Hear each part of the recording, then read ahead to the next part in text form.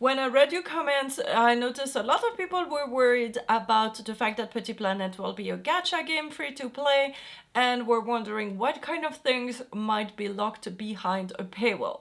So we might actually have hints. So let's dive in. I'm in the first closed beta that is called the coziness test, and as a tester we receive a lot of feedback surveys throughout the days that we are playing, asking us for feedback. So like, what do you think about this aspect of the game? What do you think about this character?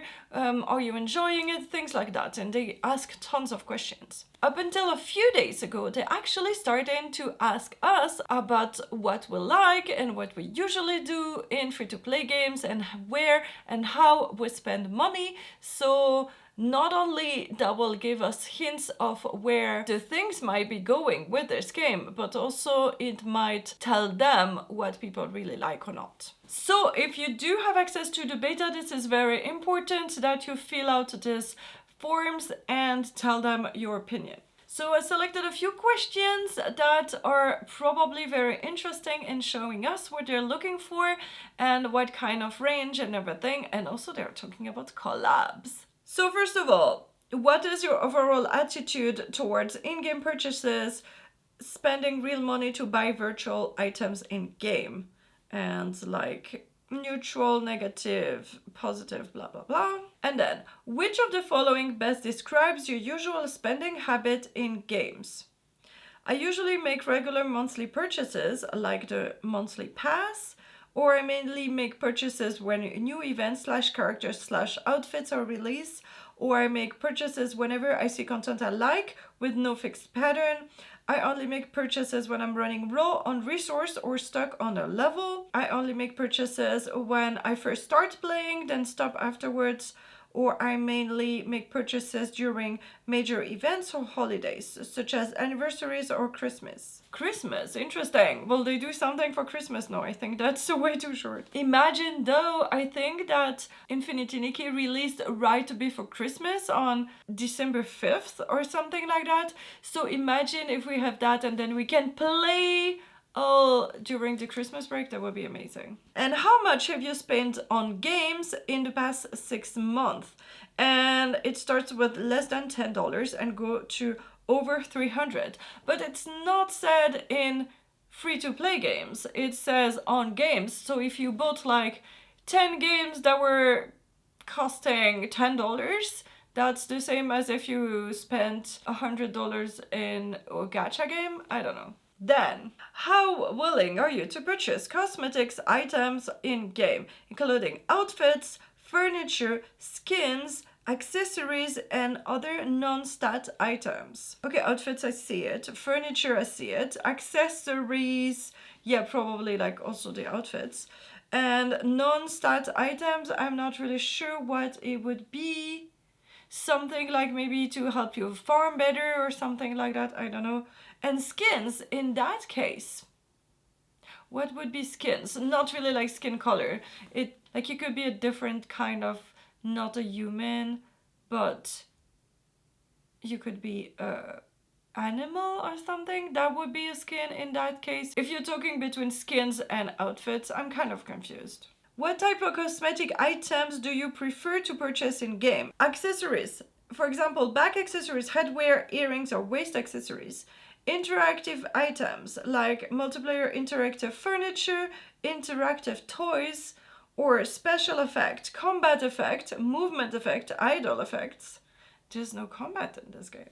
Emotes / actions, idle poses, or multiplayer interactions. That's a bunch already that you can unlock at different places in the game. Indoor furniture, table, chairs, appliances, sofas, scenes like environment skins, arena boards, map themes, skyboxes. This one is very interesting. It would be like maybe the Luca fruit that could change how your planet looks. That could be also behind the paywall. Mounts, no stat bonus or negligible bonus. So these islands are very big. If we had like a cute horse or something like that to go around, it would be cute.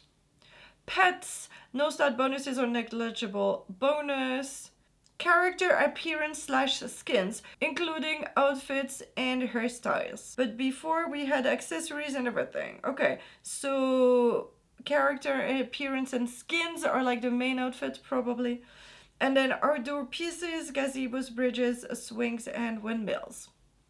Okay, interesting. And then, which styles or themes of cosmetic items do you prefer in games? And IP collaborations, like Disney, Sanrio, Pop Mart.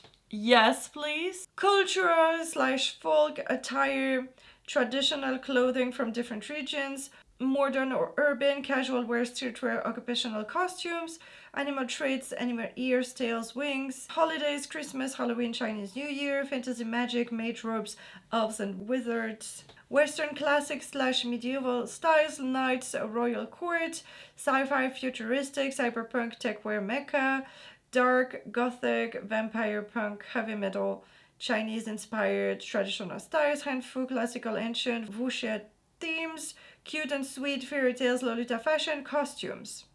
Okay, so I think the last thing is what is the most appealing for me, because they say cute styles and then Lolita fashion, which is the fashion that I'm wearing, so I'm like, yes please. And also IP collabs, they mentioned Disney, Pop Mart, Sanrio, all the ones that I want to see, definitely Sanrio, you know me, you see me. Yes, so that is really, really cool. I hope that I get a lot of cool feedback from that, and that they're definitely considering IP collaborations. That is definitely really cool, everything that they have mentioned here. And remember, in a gacha games, usually they're not too greedy, and usually when you play a lot, you manage to get enough of the premium currency to get a lot of the things for free. And so you have to decide if you want to spend money to get things or if you want to spend time to get things. And of course, you cannot get everything, or you will spend hundreds or thousands. But I think having a game as cool as this one for free and only letting you spend money if you want to, and I don't think there will be pay to win, because it's just a cute game, chill, cozy game, and there's no ranking or anything. So I don't think, other than looking cool or showing off on social media, there's any other point of buying all the cool stuff that you want. So it really depends. Me, in my case, I usually play a lot of the game and get enough currencies. For example, in Infinity Nikki or Genshin Impact, I was never under too much FOMO because I could not buy anything. And I did not spend money to buy the outfits. I just bought everything I could with the free premium currency that I got. And in Genshin, I think I paid the battle pass. So I think this is a really good thing, that you pay just like $5 or $10 a month and you get advantages like that. And yeah, I think usually it's a good point. So tell me what you think. I know free-to-play games are not really yet entered in the Western cozy gaming and cozy gaming in general.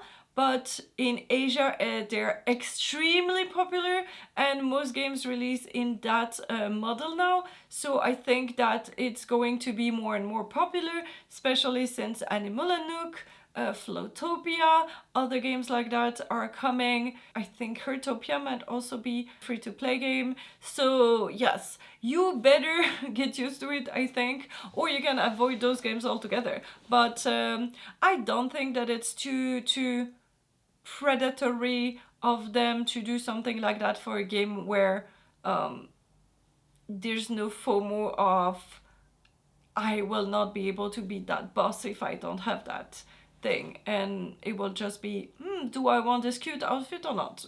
Probably, I think. So tell me what you think. I'm curious to hear about that, and if you played other gacha games or not, because usually people who've played a few have different opinions than the one who've never played games. So I'm curious.